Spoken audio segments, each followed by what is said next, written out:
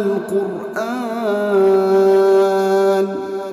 خلق الإنسان۔ محترم حضرات، آئیے ہم اور آپ سب سے پہلے حصول برکت کے لیے ایک مرتبہ درود پاک پڑھ لیں۔ اللہم صلی علی سیدنا شفیعنا و حبیبنا مولانا محمد وبارک وسلم، صلاۃ و سلام علیک یا سیدی یا رسول اللہ صلی اللہ تعالی علیہ وسلم۔ ہم سب بہت خوش نصیب ہیں کہ اللہ کے کلام کو سمجھنے کے لیے، اللہ کے کلام کو ترجمے کے ساتھ پڑھنے کے لیے اور سمجھنے کے لیے اکٹھا ہوئے ہیں۔ اللہ تبارک و تعالیٰ کی بارگاہ میں دعا ہے کہ اس طرح کے نیک محفلوں میں ہمیں پہنچنے کی توفیق و رفیق عطا فرمائے، اور ایسے ہی نیک عمل کرنے کی توفیق و رفیق عطا فرمائے۔ پروگرام کا آغاز کیا جائے، اور سب سے پہلے میں یہ چاہوں گا کہ پچھلے ہفتے جو ہم نے پڑھا تھا اس کا ایک مرتبہ ریویژن ہو جائے۔ تو پہلی آیت تھی پچھلے ہفتہ کی، ان الصفا والمروۃ من شعائر اللہ، یعنی صفا اور مروہ اللہ کی نشانیوں میں سے ایک ہے۔ فمن حج البیت او اعتمر فلا جناح علیہ ان یطوف بہما، اس لیے بیت اللہ کا حج و عمرہ کرنے والے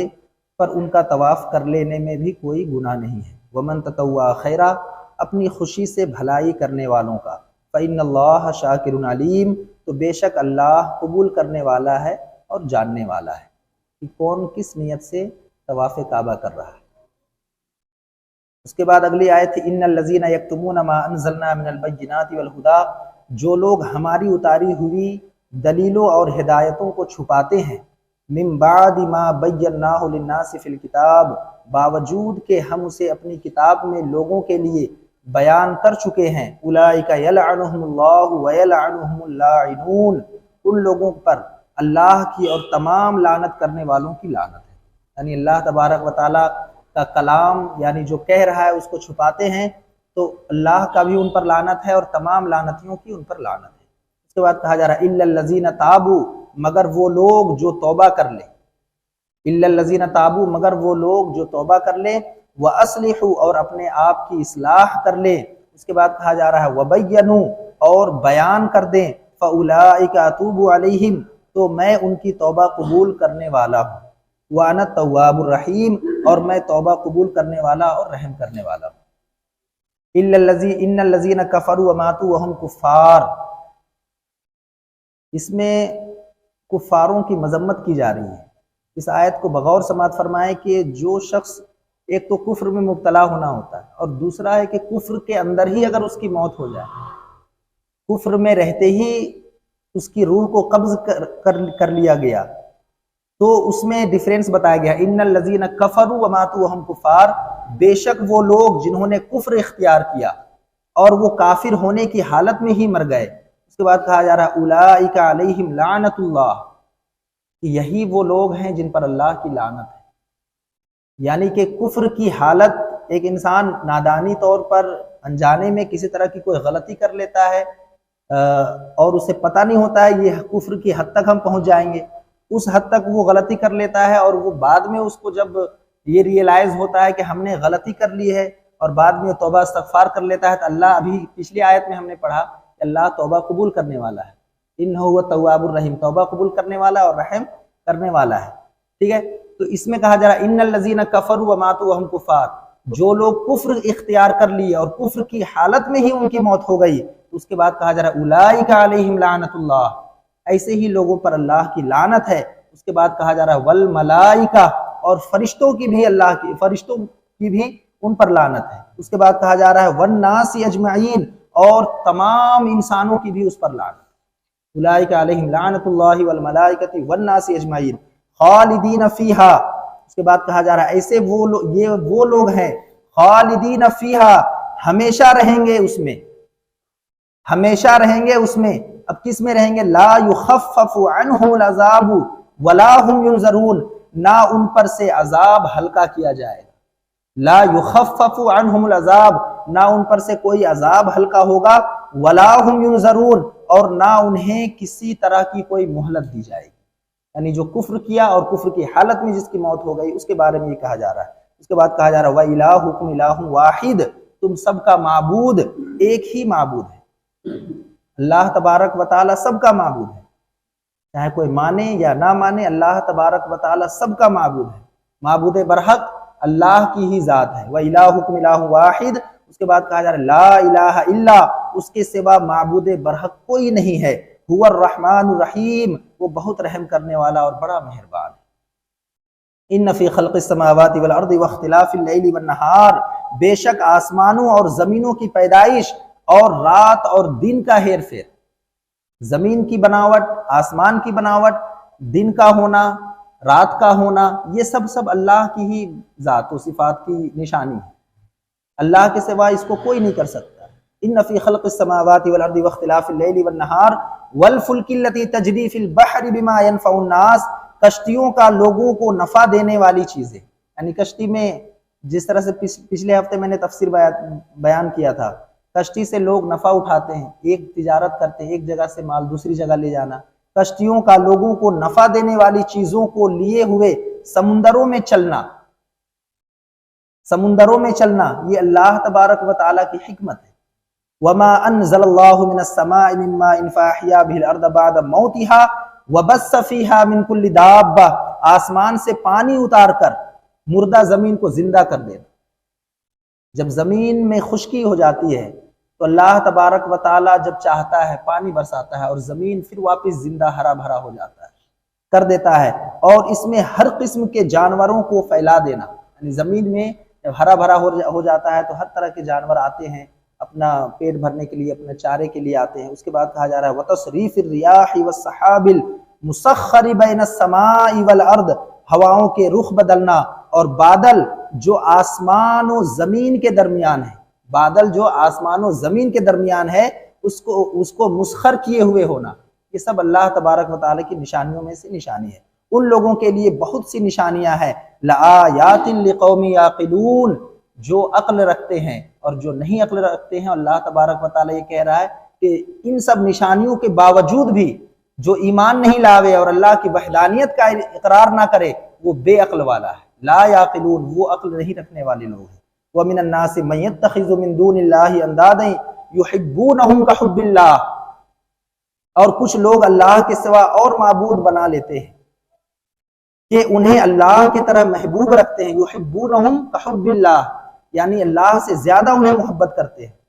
اللہ کا کلام کہہ رہا ہے وَمِنَ النَّاسِ مَن يَتَّخِذُ مِن دُونِ اللَّهِ أَندَادًا يُحِبُّونَهُمْ كَحُبِّ اللَّهِ، کچھ لوگ ایسے ہیں جو اللہ سے زیادہ کسی اور سے محبت رکھتے ہیں۔ اس کے بعد کہا جا رہا ہے وَالَّذِينَ آمَنُوا أَشَدُّ حُبًّا لِلَّهِ، اور ایمان والوں کو اللہ کے برابر کسی کی محبت نہیں، یعنی جو شخص ایمان رکھتا ہو اللہ کے برابر وہ کسی سے محبت نہیں کر سکتا۔ وَلَوْ يَرَى الَّذِينَ ظَلَمُوا إِذْ يَرَوْنَ الْعَذَابَ، کاش کے مشرک لوگ جانتے جبکہ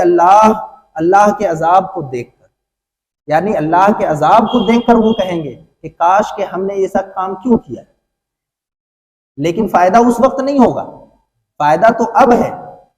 دنیا تو آپ کو اس لیے دی گئی کہ اچھے عمل کریں آپ، اچھا کام کریں آپ، آخرت تو جزا اور سزا کے لیے ہے۔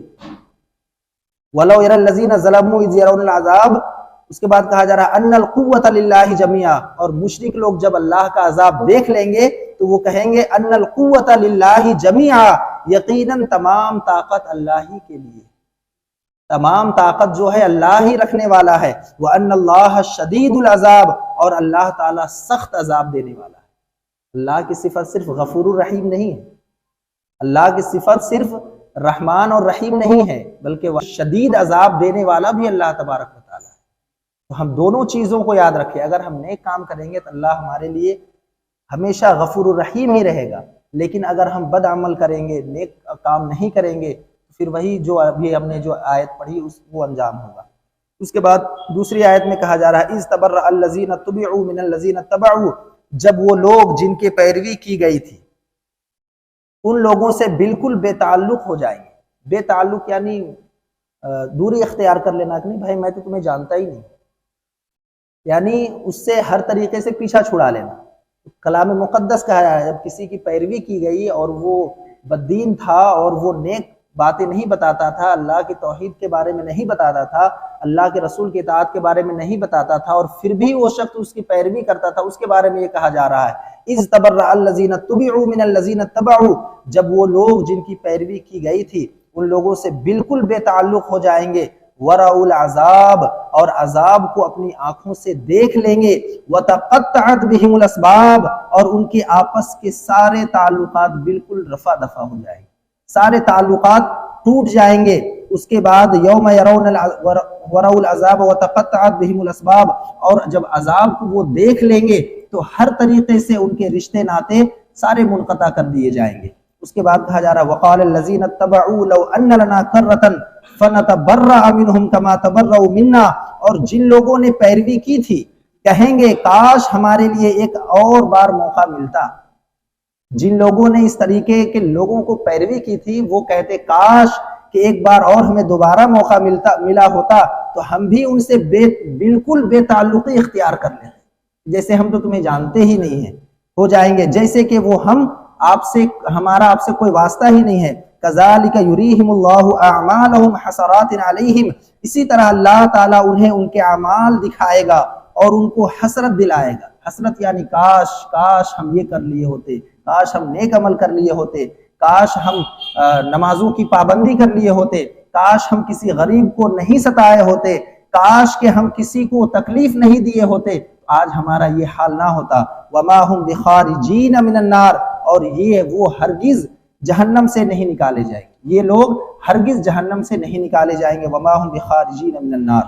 اس کے بعد کہا جا رہا ہے یا ایھا الناس کلوا مما فی الارض حلالا طیبا، جو بھی میں نے خطبہ مسنونہ میں تلاوت کرنے کی شرف حاصل کیا۔ تو آج کا ٹاپک ہمارا یہاں سے سٹارٹ ہو رہا ہے، یا ایھا الناس کلوا مما فی الارض حلالا طیبا۔ اللہ تبارک و تعالی نیک بندوں سے فرما رہا ہے اے لوگو، زمین میں جتنی بھی حلال اور پاکیزہ چیزیں ہیں، زمین میں جتنے بھی حلال اور پاکیزہ چیزیں ہیں انہیں کھاؤ اور پیو۔ اس کے بعد کہا جا رہا ہے وَلَا تَتَّبِعُوا خُطُوَاتِ الشَّيْطَانِ، اور شیطانی راہ پر مت چلو۔ یعنی ایمان والوں سے کہا جا رہا ہے جتنی بھی حلال چیزیں ہیں، جتنے بھی پاکیزہ چیزیں میں نے تمہارے لیے بنائی ہیں وہ چیزیں کھاؤ پیو، اور وَلَا تَتَّبِعُوا یعنی اتباع مت کرو شیطان کی، وَلَا تَتَّبِعُوا خُطُوَاتِ الشَّيْطَانِ، اور شیطانی راہ پر مت چلو، إِنَّهُ لَكُمْ عَدُوٌّ مُبِينٌ، بے شک وہ تمہارا کھلا دشمن ہے۔ شیطان جو ہے وہ انسانوں کا کھلا دشمن ہے، شیطان تو بعد میں ہے، لیکن نفس جو ہے نا ہمارا وہ سب سے بڑا دشمن ہے۔ ہمارا جو نفس ہے، انسان کے اندر کا نفس ہے، نفس ہی شیطان کو آمادہ کرتا ہے۔ اگر نفس ہمارے کنٹرول میں ہے نا، ہم اللہ کے رسول کے فرمان کے مطابق اپنی زندگی گزارنے کی کوشش کریں گے، اور ہم نفس کے اگر غلام ہو گئے تو نفس جیسا چاہے گا ہمیں وہ کراتا رہے گا، جدھر چاہے گا گھماتا رہے گا۔ نیکی والی چیز اور بری والی چیز میں کوئی تمیز نہیں رہ جائے گی۔ شیطان تو بعد میں آتا ہے، سب سے پہلے اپنے نفس کو کنٹرول کرنا سیکھیں۔ انسان کا کھلا دشمن شیطان بھی ہے اور دوسرا نفس بھی ہے۔ دوسری آیت کی طرف ہم چلتے ہیں، انما یأمرکم بالسوء والفحشاء، وہ تو تم کو یہی حکم دے گا۔ انما یأمرکم بالسوء والفحشاء، یہاں پر کچھ یہودی علماء کی طرف بھی اشارہ کیا گیا ہے، وہ تو تم کو یہی حکم دے گا کہ تم بدی اور بے حیائی کے کام کرو۔ یعنی شیطان کہہ لیجئے، یہودی کہہ لیجئے، یہودی بھی کہا کرتے تھے مطلب یہ تو اللہ کا حکم ہے ہی نہیں، یہ تم مسلمانوں یہ تم کیا کر رہے ہو، یعنی مسلمانوں کو برگلانے کی کوشش کرتے تھے، اور وہ بات بولا کرتے تھے جو ان کے علم میں نہیں تھا، جو اللہ کے رسول نے انہیں نہیں بتائی تھی، وہ بات وہ بولا کرتے تھے کہ ایسا تمہیں کرنا چاہیے، تم ایسا کر رہے ہو، تم اس طرح سے کر رہے ہو، یہ کام غلط ہے۔ تو انما یأمرکم بالسوء والفحشاء، وہ تو تم کو یہی حکم دے گا کہ تم بدی اور بے حیائی کام کرو، وان تقولوا علی اللہ ما لا تعلمون، اور اللہ کے ذمے وہ باتیں لگاؤ جن کا تمہیں علم نہیں ہے۔ یعنی اللہ کے رسول نے صحابی رسول کو جتنا بتایا، مسلمانوں کو جتنا بتایا، ان کو اتنا علم تھا، لیکن یہودی اپنے طرف سے بڑھا کے چڑھا کے کچھ مکس اپ کر کے اور مسلمانوں کو برگلانے کی کوشش کرتے تھے، اور اللہ کا کلام ہمیشہ مسلمانوں کا گائیڈ کرتا رہا، کہتا رہا جسے ولا تتبعوا خطوات الشیطان، شیطان کی اتباع مت کرو، انہ لکم عدو مبین، وہ تمہارا کھلا دشمن ہے۔ اب یہاں کہا جا رہا ہے انما یأمرکم بالسوء والفحشاء، وہ تو تم کو یہی حکم دے گا کہ تم بدی کی طرف چلو، اور وان تقولوا علی اللہ ما لا تعلمون، اور اللہ کے ذمے وہ باتیں لگاؤ جن کا تمہیں علم نہیں ہے۔ اس کے بعد اگلی آیت کہا جا رہا ہے وَإِذَا قِيلَ لَهُمُ اتَّبِعُوا مَا أَنزَلَ اللَّهُ، اور ان سے جب کبھی کہا جاتا ہے کہ اللہ تعالیٰ کی اتاری ہوئی کتاب کی تابعداری کرو، ان سے جو اللہ کے رسول کو ایکسیپٹ کرنے والے نہیں تھے، اللہ کے رسول کو نہیں مانا کرتے تھے، ان کے بارے میں کہا جا رہا ہے وَإِذَا قِيلَ لَهُمُ اتَّبِعُوا مَا أَنزَلَ اللَّهُ، اور ان سے جب کبھی کہا جاتا ہے کہ اللہ تعالیٰ کی اتاری ہوئی کتاب کی تابعداری کرو، قَالُوا بَلْ نَتَّبِعُ مَا أَلْفَيْنَا عَلَيْهِ آبَانَا، تو وہ کیا کہتے ہیں، ذرا غور سے سماعت فرمائیں، تو وہ جواب دیتے ہیں کہ ہم تو اس طریقے کی پیروی کریں گے جس پر ہم نے اپنے باپ اور داداؤں کو پایا ہے۔ تو شریعت محمدی صلی اللہ تعالیٰ علیہ وسلم آ جانے کے بعد کیا حضرت موسیٰ علیہ السلام کا جو شریعت تھا وہ صحیح رہ گیا؟ وہ تو شریعت محمدی میں تبدیل ہو گیا۔ تو آپ کو تو شریعت محمدی صلی اللہ تعالیٰ علیہ وسلم پر چلنے کا حکم دیا جا رہا ہے، تو وہ کیا کہہ رہے ہیں، نہیں، ہم اپنے باپ داداؤں کے جس طرح سے وہ ہمارا دین چلا کرتا تھا ہم اس طریقے سے مانیں گے۔ آج بھی پتہ نہیں کیا ہو جاتا ہے لوگوں، آج بھی یہ لوگوں کی زبان سے آپ سنتے ہوئے نظر آئیں گے کہ ہمارے باپ دادا تو ایسا نہیں کیا تھا، یہ ملا مولوی کیا بتاتے پھرتے ہیں آج کل۔ تو ضرور ہے کہ اگر آپ نہیں جان رہے ہیں تو جاننے کی کوشش کریں اس کو۔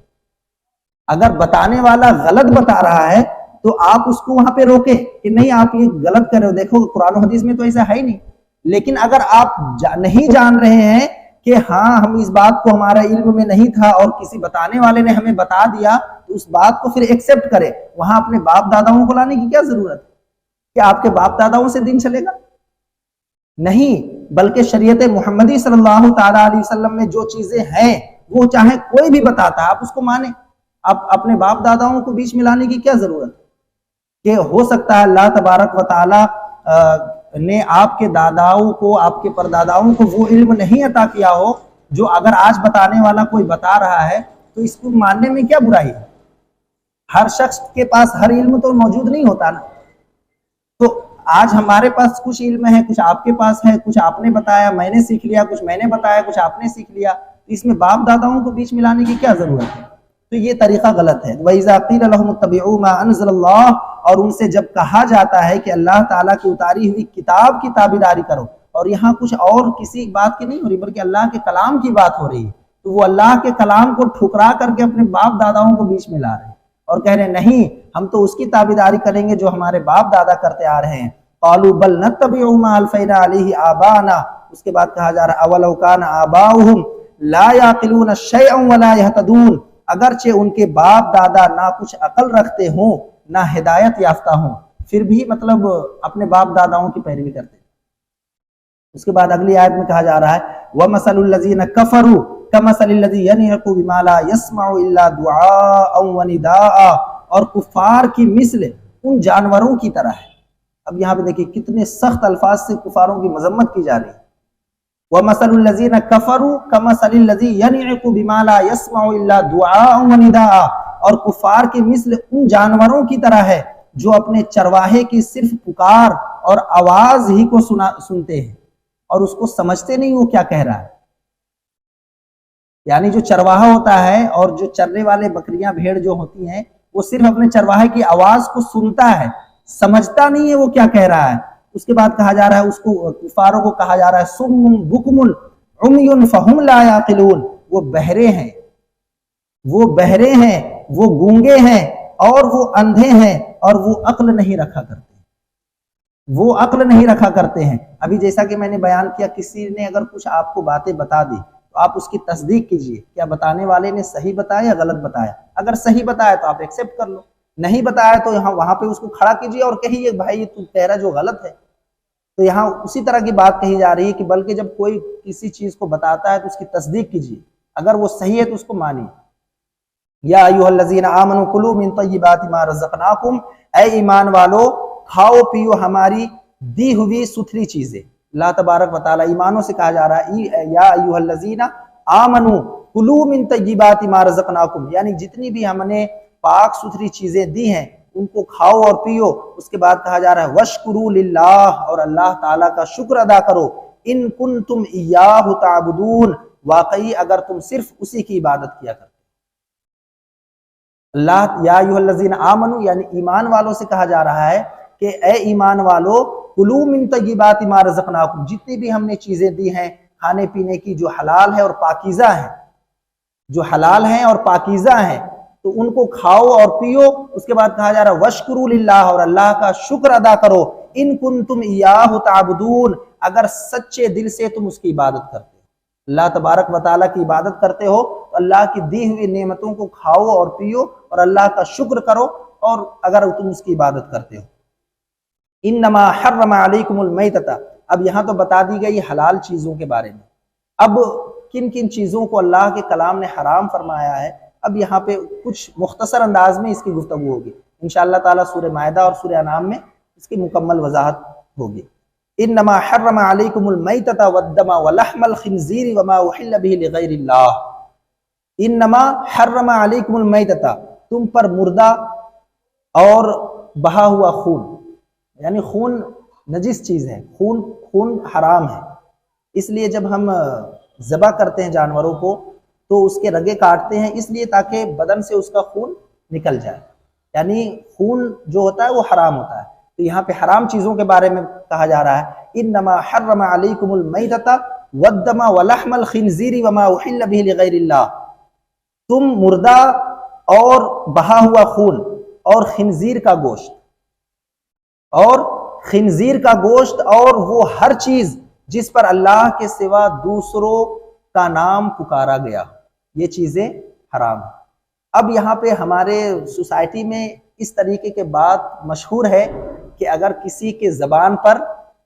خنزیر کا لفظ آ جاویں تو اس کی زبان 40 دن تک ناپاک ہو جاتی، یہ صرف جہالت ہے۔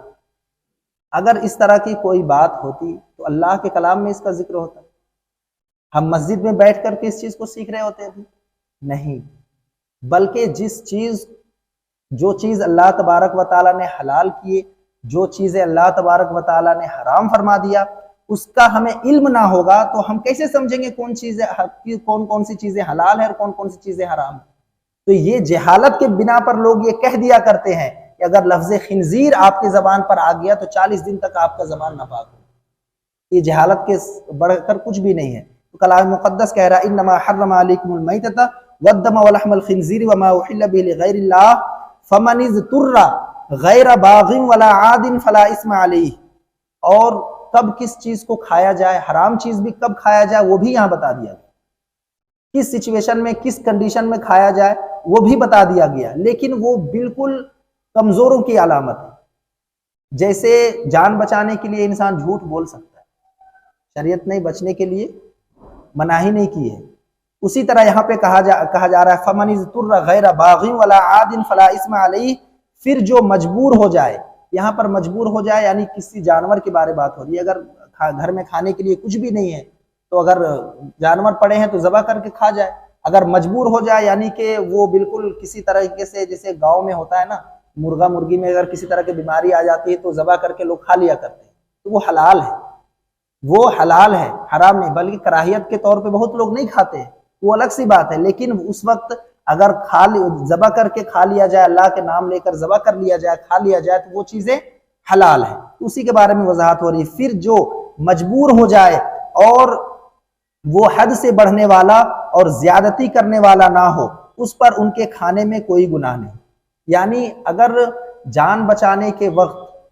اگر جان جانے کا بالکل اندیشہ ہو گیا ہو اور اس وقت اگر حرام کسی طرح کا گوشت بھی اگر وہ کھانا پڑے تو وہ جائز ہے، اس وقت شریعت میں اس کو جائز کہا گیا ہے، لیکن وہ بالکل ایمان کی بالکل لاسٹ سٹیج بھی کہا گیا ہے، آپ جان تو بچا لیں گے لیکن ایمان کا وہ لاسٹ پوزیشن کہا گیا ہے۔ اس کے بعد کہا جا رہا ہے ان اللہ غفور رحیم، اس کے بعد اللہ تبارک و تعالیٰ کے بہترین صفتوں میں سے ایک صفت کا ذکر ہو رہا ہے ان اللہ غفور رحیم، بے شک اللہ تعالیٰ بخشش کرنے والا اور مہربان ہے، یعنی ایسے وقت پر اگر جان بچانے کے لیے کوئی کسی طرح کا لقمہ کھا لیا جو حرام ہے جان بچانے کے لیے، تو اللہ تبارک و تعالیٰ کہہ رہا ہے ان اللہ غفور رحیم، بے شک اللہ تعالیٰ بخشنے والا اور غفور رحیم، وہ جانتا ہے کس لیے کون سا بندہ کب کیا کھایا اور کیوں کھایا ہے نا۔ اس کے بعد دیکھتے ہیں ان الذین یکتمون ما انزل اللہ من الکتاب ویشترون به ثمنا قلیلا، بے شک جو لوگ اللہ تعالیٰ کی اتاری ہوئی کتاب چھپاتے ہیں، یعنی جب ان کے پاس علم آ جاتا ہے اور اس کو چھپانے کی کوشش کرتے ہیں تو اس کے بعد کہا جا رہا اور اس کے بدلے ذلیل قیمت لے لیتے ہیں۔ ذلیل قیمت یعنی کہ جیسے کہ سورہ بقرہ کی سٹارٹنگ میں ہی ہم نے پڑھا تھا کہ یہودی علماء کیا کرتے تھے، اپنی شہرت کو بچانے کے لیے، اپنی واہواہی لوٹنے کے لیے وہ مطلب تورات کو تحریف کرتے تھے، تورات میں مکس اپ کر کے اپنے فالوورز تھے ان کو بتانے کی کوشش کرتے تھے۔ اللہ تبارک و تعالیٰ کے کلام کو انہوں نے ایک طرح سے بیچ دیا اور ذلیل قیمت لے لی، یعنی قیمت یعنی اپنی شہرت بڑھا لی۔ شہرت تو دنیا میں رہنے والی چیز ہے، اور بلکہ جو لوگ سمجھدار تھے وہ سمجھتے تھے کہ اندر سے تو یہ حضور کو ایکسیپٹ کرتے ہیں، لیکن جب زبان میں بولنے کی باری آتی ہے تو یہ نہیں، حضور کو ایکسیپٹ نہیں کر پاتے۔ تو یہاں پہ کہا جا رہا ہے ان الذین یکتمون ما انزل اللہ من الکتاب ویشترون بہ ثمنا قلیلا، بے شک جو لوگ اللہ تعالیٰ کی اتاری ہوئی کتاب چھپاتے ہیں اور اس کے بدلے ذلیل قیمت لے لیتے ہیں، یعنی دنیا لے لیتے ہیں۔ ذلیل قیمت سے کیا مراد ہے؟ شہرت اختیار کر لیا، یعنی لوگوں میں اپنی واہواہی بیان کروا لی، تو ذلیل قیمت سے یہی مراد ہے یہاں پہ۔ وہ اپنے پیٹ میں، اس کے بعد کہا جا رہا ہے اولئک ما یاکلون فی بطونہم الا النار، اس کے بعد کہا جا رہا ہے وہ اپنے پیٹ میں آگ ہی بھرتے ہیں۔ وہ اپنے پیٹ میں یعنی اللہ تبارک و تعالیٰ کے کلام میں جو تحریف کرتے ہیں، اللہ تبارک و تعالیٰ کے کلام کو جو رد و بدل کر کے لوگوں کے سامنے پیش کرنے کی کوشش کرتے ہیں اپنی واہواہی بڑائی بیان کرنے کے لیے، اس کے بعد اللہ تبارک و تعالیٰ ان لوگوں کو کہہ رہا ہے اولئک ما یاکلون فی بطونہم الا النار، وہ اپنے پیٹ میں آگ ہی بھرتے ہیں۔ ولا یکلمہم اللہ یوم القیامۃ ولا یزکیہم، اور قیامت کے دن اللہ تبارک و تعالیٰ ان سے بات بھی نہ کرے۔ یعنی ایک ہوتا ہے نا کہ جب کوئی کسی سے ناراض ہوتا ہے تو میں کہتا نہیں میں تم سے بات کرنا بھی پسند نہیں کروں گا، اللہ پہلے ہی یہاں پر بتا رہا ہے کہ میں اسے لوگوں سے قیامت کے دن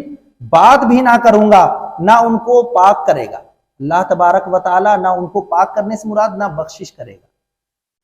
نہ ان سے بات کرے گا، نہ ان کی بخشش ہوگی۔ وَلَهُمْ عَذَابٌ عَلِيمٌ، اور ان کے لیے دردناک عذاب ہے۔ جو اللہ تبارک و تعالیٰ کے کلام میں تحریف کرتے ہیں، رد و بدل کر کے لوگوں کے سامنے پیش کرتے ہیں، ان کے بارے میں کہا جا رہا ہے وَلَهُمْ عَذَابٌ عَلِيمٌ، اور ان کے لیے دردناک عذاب ہے۔ اس کے بعد کہا جا رہا ہے اولئک الذین اشتروا الضلالۃ بالہدی والعذاب بالمغفرہ، یہ وہ لوگ ہیں جنہوں نے گمراہی کو ہدایت کے بدلے، گمراہی کو ہدایت کے بدلے، یعنی ان کو تو ہدایت لینا چاہیے تھا لیکن انہوں نے گمراہی اختیار کر لی۔ اولئک الذین اشتروا الضلالۃ، ضلالت یعنی کہ ضلالت یعنی گمراہی، یعنی ان کو تو ہدایت لینا تھا لیکن انہوں نے گمراہی لے لی، اور اس کے بدلے وہ عذاب کو مغفرت کے بدلے خرید لیا۔ یعنی مغفرت کو لینا چاہیے تھا لیکن انہوں نے عذاب کو ایکسپٹ کر لیا۔ اولئک الذین اشتروا الضلالۃ بالہدی والعذاب بالمغفرہ فما اصبرہم علی النار، یہ لوگ آگ کا عذاب کتنا برداشت کر پائے؟ کیا آج ہم نے جہنم کے عذاب سے بچنے کے لیے، جہنم کے آگ سے بچنے کے لیے کتنی تیاری کر رکھی ہے؟ کہنے کو تو کہہ دیتے ہیں کہ دیکھ لیں گے قیامت میں کیا ہوگا، دیکھ لیں گے جب ہوگا دیکھا جائے گا، جب عذاب قبر میں مبتلا ہوں گے تو دیکھ لیں گے کیا ہوگا نہیں ہوگا۔ لیکن آج ہم نے جہنم کی آگ سے بچنے کے لیے اپنے آپ کو کتنا پریپریشن کر رکھا ہے، کتنی تیاری کر رکھی ہے؟ کیا آج ایک ہاتھ میں چھوٹا سا آگ کا انگارہ لے کر کے آپ کتنی دیر، ایک سیکنڈ بھی نہیں رہ سکتے؟ تو جہنم یہ تو دنیا کی آگ ہے، اور ایک چھوٹی سی مثال دیا ہوں میں آگ کی، آگ بھی نہیں، چھوٹی سی انگارہ اگر آپ ہاتھ میں رکھ لیں تو آپ کے ہاتھ کو وہ فوراً جلاتا ہوا نظر آئے گا۔ اور ہم جہنم سے آگ سے جب اس کی بات آتی ہے تو ہم کہتے ہیں دیکھ لیں گے کہ جو ہوگا دیکھا جائے گا۔ نہیں، بلکہ وہ دیکھنے والی بات نہیں ہے، وہاں تو آپ کچھ کر بھی نہیں سکتے نا۔ جو کرنا ہے آپ کو یہاں کرنا ہے، جو کرنا ہے یہاں کرنا ہے۔ نیک عمل یا بد عمل ہو وہ تو دنیا میں ہے، وہاں تو صرف جزا اور سزا کا وہ حساب و کتاب ہوگا۔ وہاں پہ یا تو جزا ملے گی یا تو سزا ملے گی، وہاں تو کوئی مہلت دینے والی ہے ہی نہیں۔ نہ کسی، میں نے پڑھا تھا نا ایک آیت، نہ کوئی فدیہ ایکسیپٹ کیا جائے گا، نہ کسی کی سفارش قبول کی جائے گی، بلکہ آپ کے عمل کے حساب سے، آپ جس طرح سے دنیا میں اعمال کیے اس حساب سے آپ کا دار و مدار آپ کے اعمال کا ہوگا وہاں پر۔ تو وَلَهُمْ عَذَابٌ فَمَا أَصْبَرَهُمْ عَلَى النَّارِ، یہ وہ لوگ ہیں جو آگ کے عذاب کو یہ لوگ آگ کا عذاب کتنا برداشت کر پائیں گے۔ آج کی آخری آیت ہے ہماری، ذالک بأن اللہ نزل الکتاب بالحق، یہ سب کچھ اس وجہ سے ہوا کہ اللہ نے تو حق کے مطابق ہی کتاب اتاری تھی۔ اب پچھلی آیت اور اس آیت کو کنیکٹ کر کے سمجھنے کی کوشش کریں۔ ذالک بأن اللہ نزل الکتاب بالحق، یعنی اللہ تبارک و تعالیٰ نے حق بات جو تھی اپنے کلام میں ظاہر تو فرما دی، اب حق بات واضح ہو جانے کے بعد بھی کوئی تحریف کر رہا ہے، کوئی اپنی توتی بیان کرنے کے لیے، اپنی بڑائی بیان کروانے کے لیے تحریف کر کے لوگوں کے سامنے پیش کر رہا ہے، تو ایسے لوگوں کے لیے سخت عذاب کا یہاں پر میسج آیا۔ اب یہاں کہا جا رہا ہے ذالک بأن اللہ نزل الکتاب بالحق، یعنی اللہ تبارک و تعالیٰ نے یہ سب کچھ اس لیے ہوا کہ کیونکہ اللہ تبارک و تعالیٰ نے حق کے مطابق اپنی کتاب میں اتاری تھی۔ اس کے بعد کہا جا رہا ہے وَإِنَّ الَّذِينَ اخْتَلَفُوا فِي الْكِتَابِ لَفِي شِقَاقٍ بَعِيدٍ، مگر جن لوگوں نے اس کتاب میں اختلافات پیدا کیے وہ لوگ حقیقت میں حق سے بہت ہی دور نکل گئے۔ یعنی یہودیوں کے بارے میں کہا جا رہا ہے، جو لوگ اللہ تبارک و تعالیٰ کی کتاب میں اختلافات کیے، تحریف کیے، رد و بدل کی، وہ لوگ حقیقت سے، حق سے بہت دور نکل گئے۔ اللہ تبارک و تعالیٰ کی بارگاہ میں دعا ہے کہ ہمیں اور سب مسلمانوں کو کلام مقدس پڑھنے، سمجھنے اور اس پہ عمل کی توفیق و رفیق عطا فرمائے، اور بالخصوص اے اللہ فلسطین کے مسلمانوں پر رحم و کرم عطا فرما، جو وہاں پر ظلم و ستم ہو رہے مولا ان کی تو جلد از جلد یا مالک بندہ نوازا خیر و عافیت میں تبدیل کر دے مولا، اور یہودی نصرانی کو زیر عطا فرما، مسلمانوں کی رہنمائی عطا فرما، مسلمانوں کی جان و مال، عزت و آبرو کی حفاظت عطا فرما۔ استغفر اللہ ربی من کل ذنب واتوب الیہ، استغفر اللہ ربی من کل ذنب واتوب الیہ، استغفر اللہ ربی من کل ذنب واتوب الیہ، وآخر دعوانا ان الحمد للہ رب العالمین۔ السلام علیکم۔ الرحمن علم القرآن خلق الإنسان